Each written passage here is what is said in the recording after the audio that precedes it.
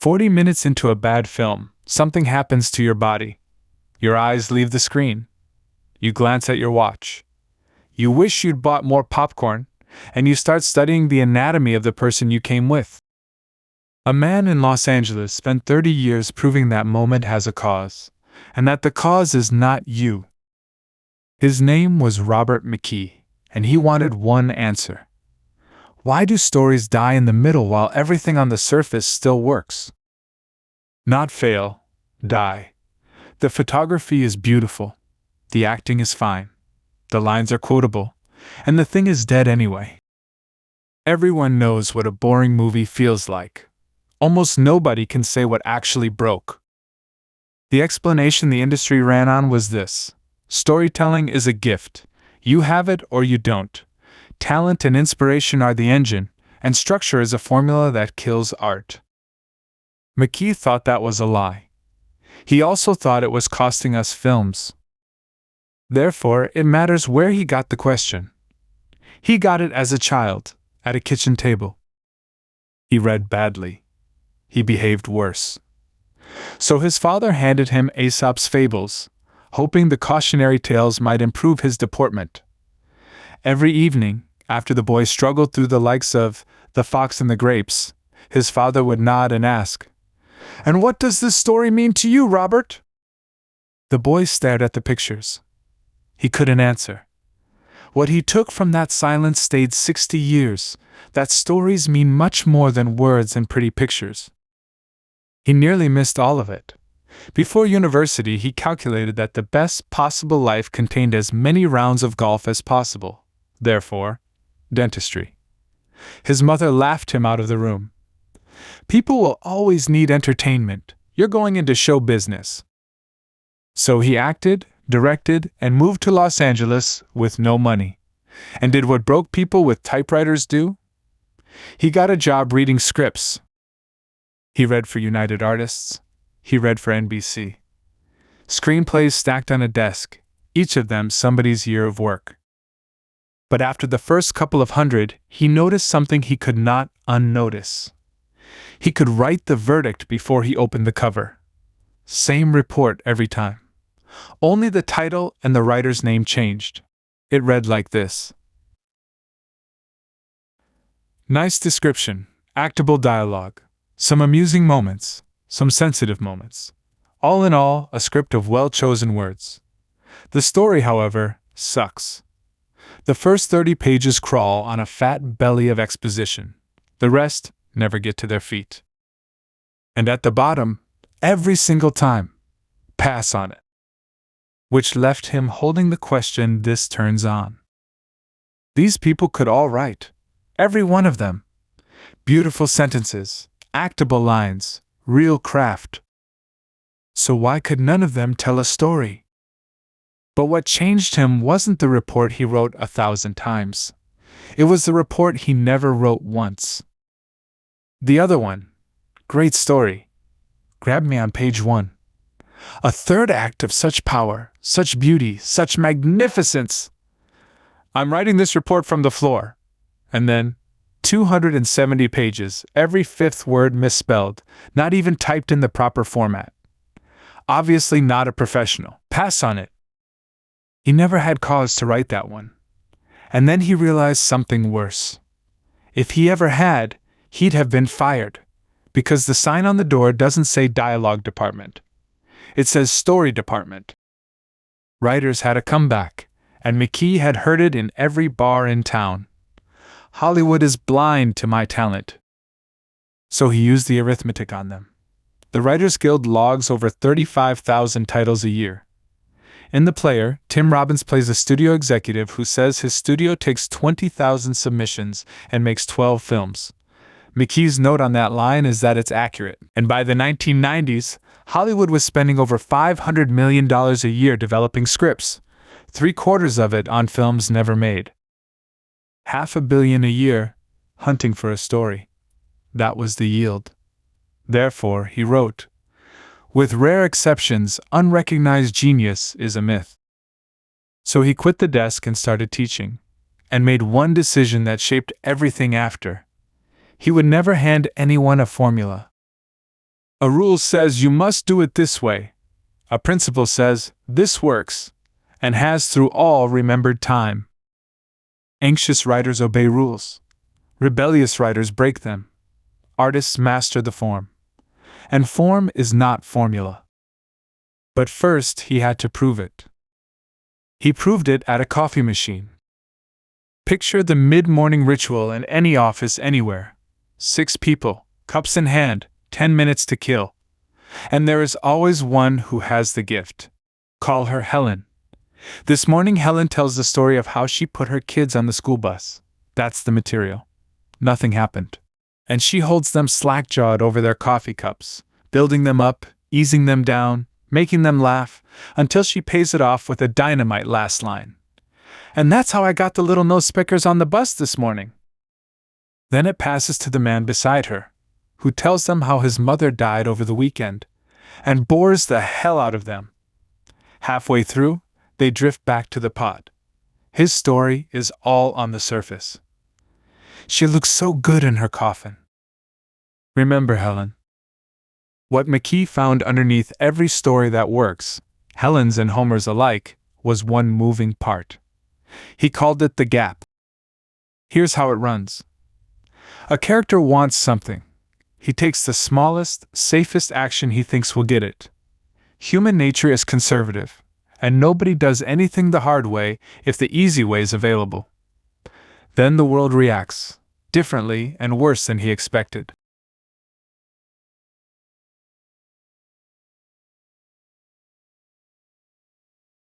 A crack opens between what he thought would happen and what did. Now he's stuck. So he takes a second action, harder than the first, and this one puts him at real risk.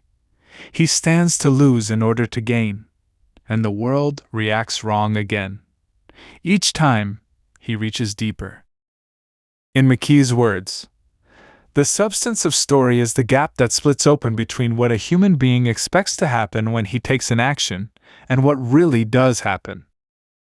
Then the sentence that makes it useful to anyone who's ever sat in a dark room. When the gap opens up for character, it opens up for audience. He suggests an experiment. Next time you're at the cinema, sit in the front row against the wall and watch the audience, not the film. Eyebrows fly up. Mouths drop open. Bodies flinch and rock. Every time the gap splits open for the character, it splits open for the room. So, a man knocks on a door. The door is politely opened. He's invited in. McKee writes out what any competent editor tells the director. Jack, these are 8 dead seconds. He knocks on the door and it's actually open for him? No, we'll cut to the sofa. That's the first real beat. It's a pace killer and pointless. Expectation equaled result. Nothing happened. And every writer's instinct when a scene lies flat is to rewrite the dialogue. Paraphrase the speeches. Sharpen the lines. It won't work, because the problem was never in how they're talking. It's in what they're doing behind their masks. So he hands you an audit instead. Take any scene you've written and ask, what value is at stake in my character's life here? Love? Truth? Money? How is it charged at the top of the scene? Positive or negative? Write it down. Go to the end and ask where it is now. Compare. If the 2 notes match, you have one more question to answer. Why is this scene in my script? The answer, he says, is almost certain to be exposition, there to hand facts to an eavesdropping audience. And if that's its only justification, a disciplined writer trashes it. His standard. No scene that doesn't turn, this is our ideal. And there's a version of that test for a whole story. Ask what the protagonist stands to lose if he fails. If the honest answer is that life would go back to normal, the story is misconceived at its core. Because a story of someone pursuing something of little or no value is the definition of boredom. Boredom stops being a mood there. It becomes a measurement. Which brings us back to the 40-minute mark, and the thing McKee named more precisely than anyone before him. He calls it the soft belly. The soft belly that hangs out over the belt of so many films. You know the shape. A film starts well, builds through the first half hour, hits a real turning point. And then, 40 or 50 minutes in, it starts to drag. Maybe it recovers. But for 20 or 30 flabby minutes in the middle, you were gone. Look closely at that stretch, he says, and you find exactly one thing. This is where the writer's insight and imagination went limp. Limp. That's the word. Not lazy, not stupid, not untalented. Limp. He couldn't build the next escalation, so he put the story in reverse and gave his characters lesser actions of the kind they'd already taken. And your gut knows what your head hasn't said. If those actions didn't get him what he wanted in Act 1, they won't get it in Act 2. The writer is recycling story, and we're treading water. So the thing you'd been calling a taste problem was never about taste. It was about how much work got done before the typing started. Therefore, the comforting explanations start coming apart, one at a time. First, and this reframes that whole stack of scripts on his desk, literary talent and story talent are two different things, and they're unrelated. A mountain of one does not mean a grain of the other. Literary talent is common. Story talent is rare. That's why the coverage always read the same. Writing was never the shortage. Second, inspiration. The flash that feels like a gift. Experienced writers never trust it, because inspiration is the first idea picked off the top of your head. And sitting on the top of your head is every film you've ever seen, every novel you've ever read, offering cliches to pluck. Which is why you fall in love with an idea on Monday and reread it with disgust on Tuesday. And that leads to the source of the disease. Not laziness, not the market. One thing. The writer does not know the world of his story. He reaches into his mind for material, comes up empty, and runs to other people's films to borrow. Third, intensity. The belief that if a scene isn't landing, you make the next one bigger. The first ice cream cone tastes great, the second isn't bad, the third makes you sick. 3 tragic scenes in a row and the audience laughs at the third. Not because it isn't sad, but because you drained them of grief. If every scene screams to be heard, we go deaf. Fourth, mystery. The writer who thinks he's holding your attention by keeping something back. False mystery, McKee calls it, a counterfeit curiosity caused by the artificial concealment of fact. His prediction for what the audience does is 1 clause long. In frustration, we'll tune out. Every escape route the talented writer had is now closed. But the losses weren't only on the page. Because the places that once taught this had been closing, one by one, for 25 years. American universities shifted from teaching story from the inside out to teaching text and code from the outside in. Continental academies decided writing couldn't be taught at all, and kept screenwriting out of nearly every European film school. And the old studio apprenticeship at least put an apprentice next to a master. That day is gone. The transmission system for a craft went dark inside one working lifetime. Nobody voted on it. And so you get his verdict on what followed, which he does not soften. The art of story is in decay, and as Aristotle observed 2,300 years ago, when storytelling goes bad, the result is decadence. What fills the hole is spectacle. Weak stories, desperate to hold attention, degenerate into razzle-dazzle demo reels. Substance traded for spectacle, truth for trickery. He's honest about how that feels from inside his own life. I'm starved for great films. Over the last 2 decades I've seen good films and a few very good films, but rarely a film of staggering power and beauty. Maybe it's me. Maybe I'm jaded. But I don't think so. Not yet. And underneath it, the reason this was ever urgent. Death, he writes, is like a freight train in the future, closing the hours second by second. We get a limited number of evenings. When conflict disappears, so do we. Therefore, go back to Helen at the coffee machine. She's been holding the answer the whole time. What was Helen doing that the grieving man wasn't? She was opening gaps.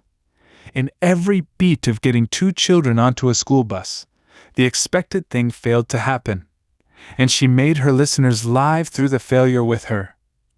She had no material. She had structure, and didn't know it. The man with the coffin had the profoundest material a human being gets, and he narrated it. Nothing was expected. Nothing broke. So McKee's hardest line lands. Given the choice between trivial material brilliantly told versus profound material badly told, an audience will always choose the trivial told brilliantly. So what does a writer who knows this do differently? He doesn't type. If a screenplay takes 6 months, McKee's professional spends 4 of them on stacks of 3x5 cards, writing the story out in steps, 1 or 2 sentences a scene. He enters expecting to find her at home, but instead discovers her note saying she's left for good. And he uses cards for one reason, which McKee states without flinching.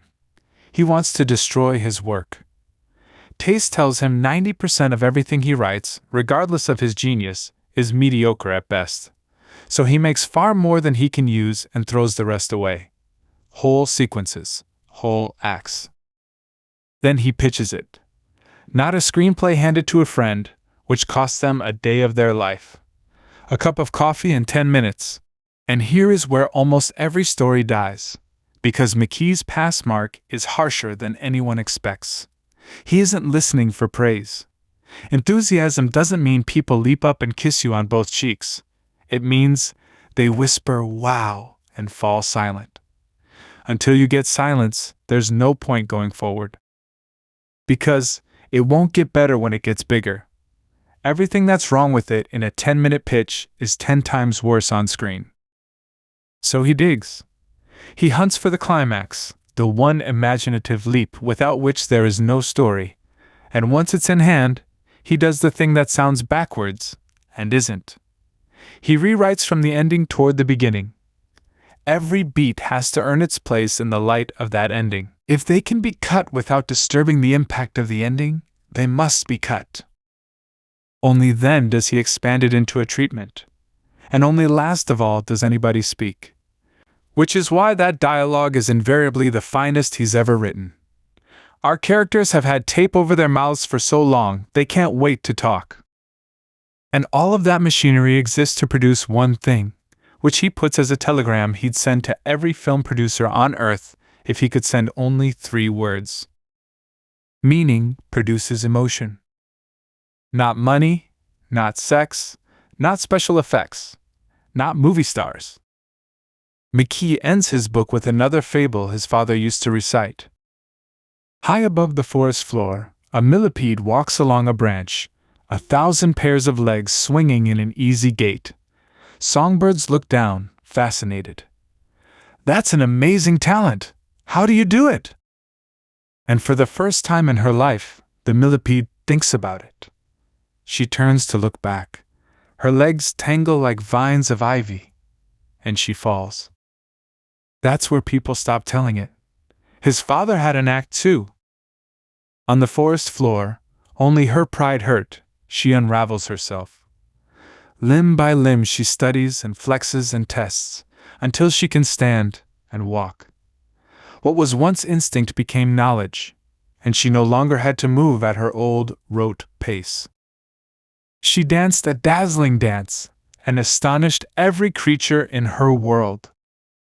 One last thing McKee wanted writers to know about the people sitting in the dark.